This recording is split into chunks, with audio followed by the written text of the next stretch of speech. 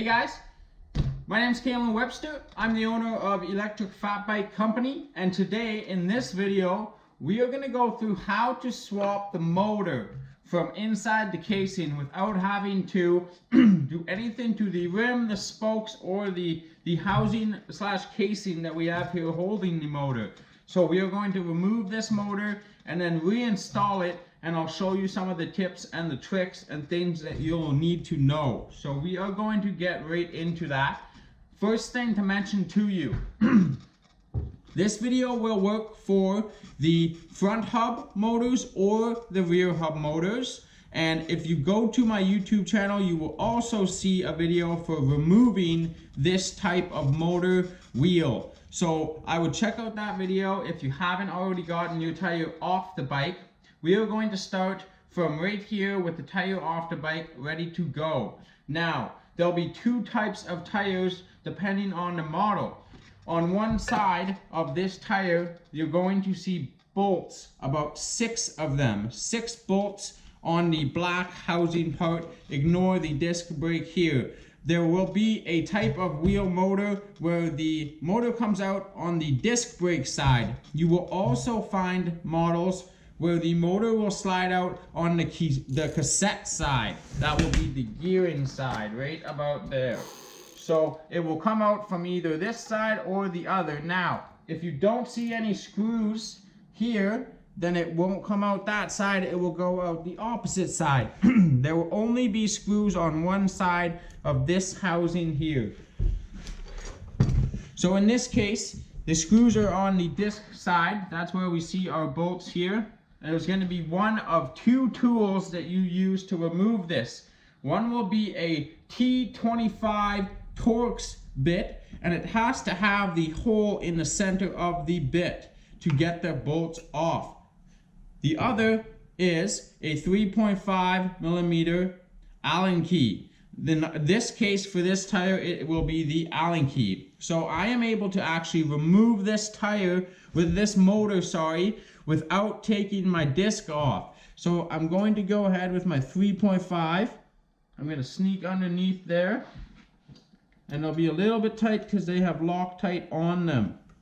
So we are going to remove all 6 of these bolts. Now, thing to keep in mind when you're doing this, you are going to have to keep these safe. You don't want to lose one. I recommend a small box or something that you can get to contain these bolts so you do not lose them.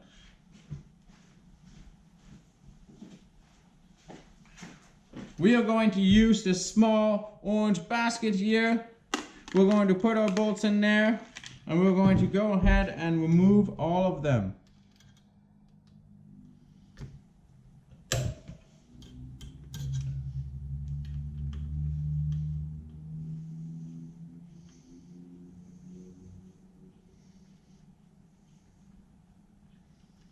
Now, while I do this, I want to point out one thing to you guys. As you can see, I have some cardboard stacked up right here.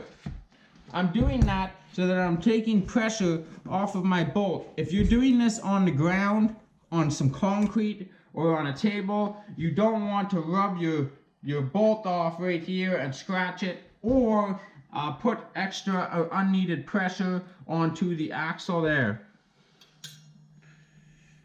So we are going to continue to take these off. And then once we have them off, I'm going to brief the next step with you guys.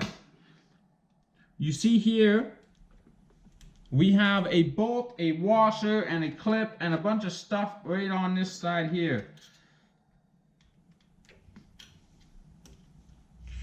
Now, the motor is sliding out this way. You do not have to take these ones off, but we have to take the other ones off on the other side for that motor to slide out.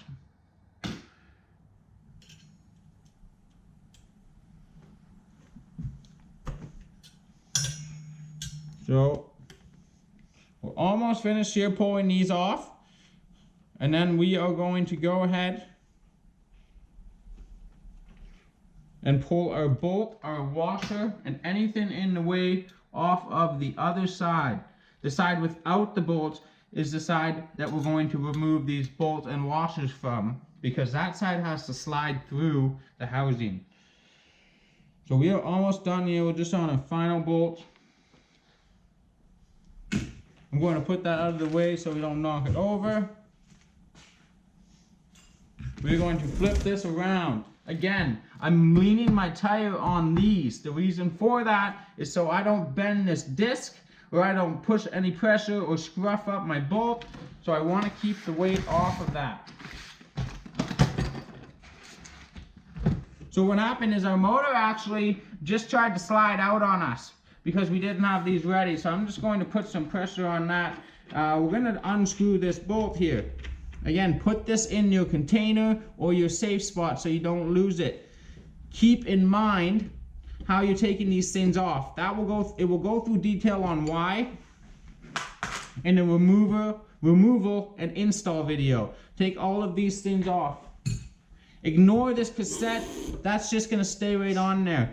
Okay, so we're going to flip this back around before we get too far ahead of ourselves. We just had this spacer basically fall off, so I'm going to make sure I put that in my basket. Now, so this motor is going to come out the direction that the bolts were on. You're going to want to remove your blocking now. Remove the blocking so that you actually are pushing on that now. And just very lightly, this one came out super easy, but if it's not coming out, you want to push right from this area firmly. Do not lift and drop. You just want to push on a flat, solid surface. So that came out. And as you can tell, there's a few ways to grab this. We are going to grab it there. Now, this is a good spot to learn right now. What happened was our planetary gears fell off of the motor. There's only 3 parts that are loose on this motor. 1 is the motor, 2 is the planetary gears that just fell out, and 3 is this little guy here, a small little metal block here. These have to go back together properly to get this back in. Your motor is now removed from the bike. That's it. You can now take your replacement or new motor, put this broken one aside. In our case, this one is perfectly fine. We're going to put this one back in. Now you're ready to reinstall. You may or may not want to service the bearings right now, which would be re-greasing these. There will be another video, or get in touch with me directly for more information on the re-greasing of the planetary gears and what products to use. Today, we are going to reinstall this back in. So, I'm going to very carefully put this down there. Now, we need to put this planetary gear back down onto there. What you are going to find on this motor, on this side, there is, I'm going to show you it here. There's an opening there, right in the motor. That is for our metal block. You're going to know because the shape goes with the shape of the hole. So that will make it simple to get that back in. Now carefully, once you have that back in, you slide your planetary gears back down. On the planetary gears, you will see that there's an opening for that metal bar. Now you're going to have to go back and forth and spin the gears just a bit, because basically what we're looking for here is the hole has to line up and the gears have to line up for it to go down. So let's find a nice spot where those gears line up.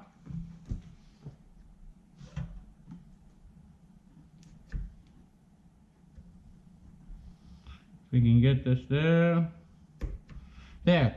So these gears, all 3 had to line up with that gear that's on the motor side.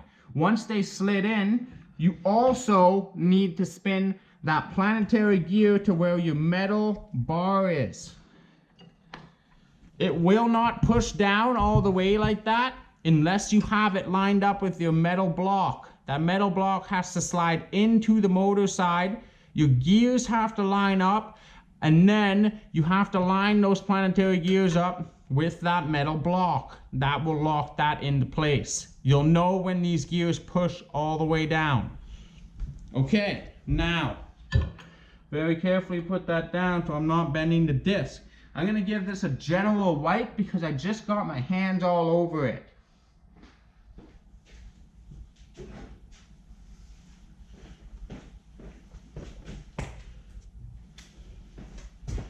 We're using WD-40 degreaser and a microfiber. We're going to spray it away from the bike so that we don't get product on our disc. We also want to work very carefully not to get grease on our brake disc. That will not be fun for anybody. So I'm just wiping off the areas that were not covered in grease before. I'm going to go and do the edges around this motor too, to make sure, mainly this part here, that I don't have any extra grease there that we don't need. The grease should be on the gears. Now, while I'm here, I'll give you a tip. You don't need much grease for these nylon planetary gears because they already lubricate themselves naturally. So you only need minimal grease. That may be why you don't see much on the planetary gear. So, we now have that metal clip in, the planetary gears all the way down. You may have taken this motor out without the planetary gears moving at all. That's perfect. Now we're going to reinsert this motor to the housing.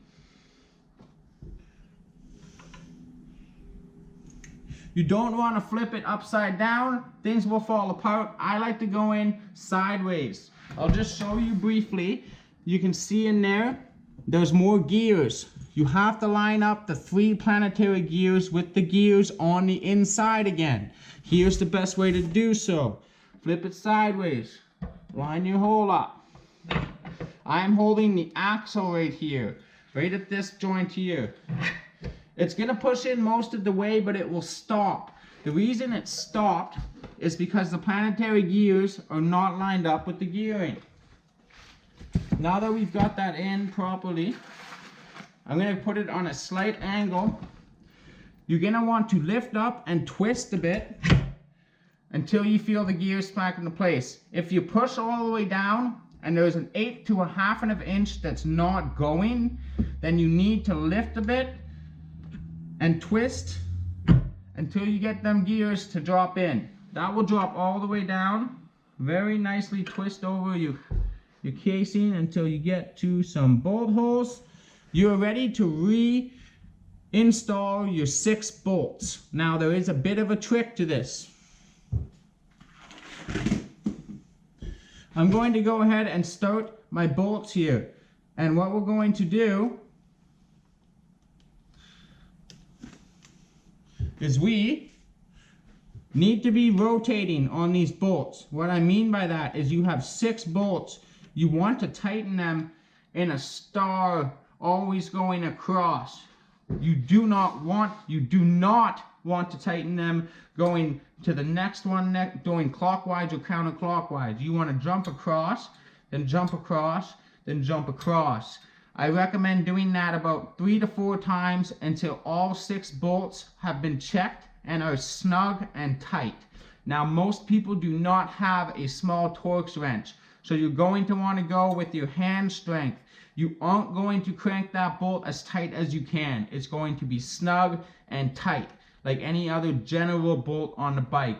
The important part is that you've gone through in a star configuration and checked each bolt multiple times, because as you go and tighten them, it will loosen up certain spots on them. So I would tighten this one here.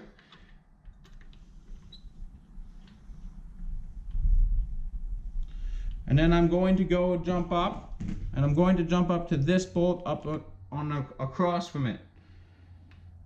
Okay? I'm going to start with just snugging these ones up. Snug this one, jump down to this one. You can't go directly across, so you have to go beside it, directly across, beside it, directly across. And then I'm going to go back and start again and do all of those again about 3 times. So you're not going as hard as you can when you first put it in. Just go all the way down until it tightens up. Okay, it's snug. Put the next bolt in down over here.